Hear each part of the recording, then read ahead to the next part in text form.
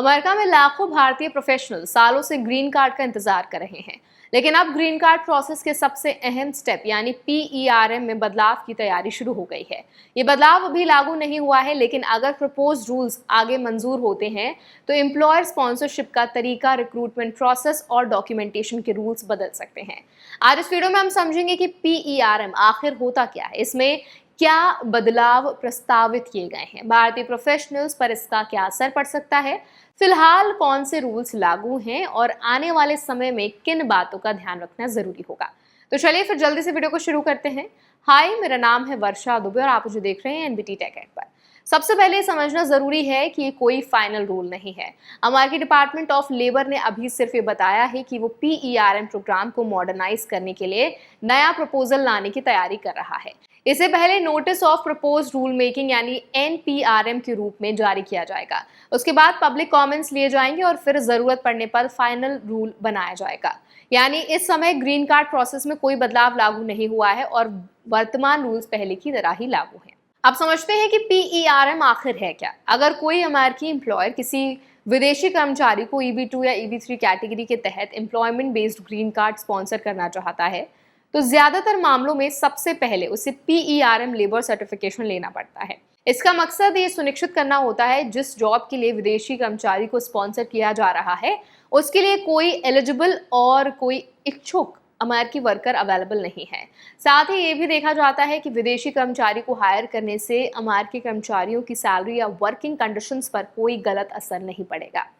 Employer को ये भी साबित करना होता है कि उसने सरकार के तय रिक्रूटमेंट रूल्स का पालन किया है। PERM अप्रूवल मिलने के बाद ही ग्रीन कार्ड प्रोसेस का अगला स्टेप शुरू होता है।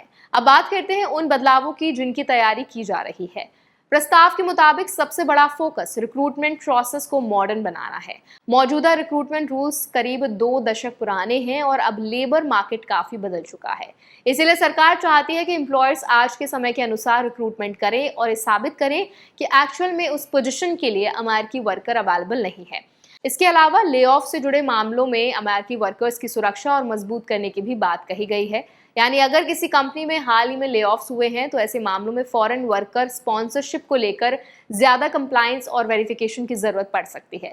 साथ ही record keeping, non discriminatory hiring practices और डॉक्यूमेंटेशन को भी पहले से ज्यादा मजबूत बनाने का प्रस्ताव है। इसका मतलब ये है कि एम्प्लॉयर को रिक्रूटमेंट प्रोसेस का पूरा रिकॉर्ड सही तरीके से मेंटेन करना पड़ सकता है।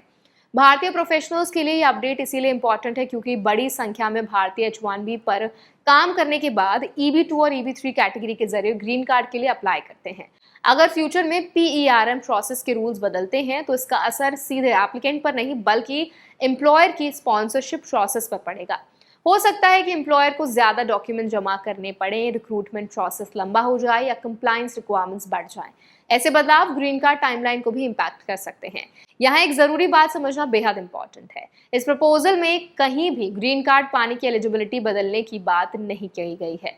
यानी अगर आप एलिजिबल हैं तो आपकी एलिजिबिलिटी खत्म नहीं हो रही है। फिलहाल चर्चा सिर्फ उस शुरुआती सर्टिफिकेशन प्रोसेस को लेकर है जिसे एम्प्लॉयर को पूरा करना होता है।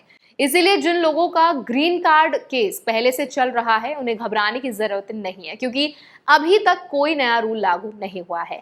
अगर आप आने वाले समय में employer sponsored green card process शुरू करने की योजना बना रहे हैं तो अपने एम्प्लॉयर और इमिग्रेशन अटॉर्नी के साथ लगातार कांटेक्ट में रहें। डिपार्टमेंट ऑफ लेबर के ऑफिशियल अपडेट्स पर नजर रखें और किसी भी अफवाह या सोशल मीडिया क्लेम पर भरोसा करने से बचें।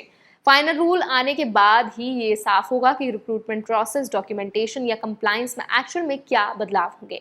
याद रखिए, यूएस का इमिग्रेशन सिस्टम अक्सर कई लेवल्स में बदलाव करता है। पहले प्रपोजल आता है, फिर लोगों से सुझाव लिए जाते हैं और उसके बाद ही फाइनल रूल लागू होता है। इसीलिए इस समय सबसे जरूरी बात पैनिक नहीं बल्कि सही जानकारी रखना है। अगर आपका ग्रीन कार्ड प्रोसेस चल रहा है तो शुरू होने वाला है या फिर तो अभी मौजूदा रूल्स के अनुसार ही तैयारी करें और ऑफिशियल अनाउंसमेंट आने तक किसी भी गलत जानकारी के आधार पर कोई फैसला ना लें।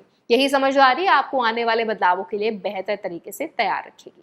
तो आई होप ये वीडियो आपके लिए हेल्पफुल रहा होगा। अगर ये वीडियो आपको पसंद आया तो उसको लाइक करें, शेयर करें। ऐसे वीडियोस के लिए हमारे चैनल NBT Tech Ed को भी जरूर सब्सक्राइब करें।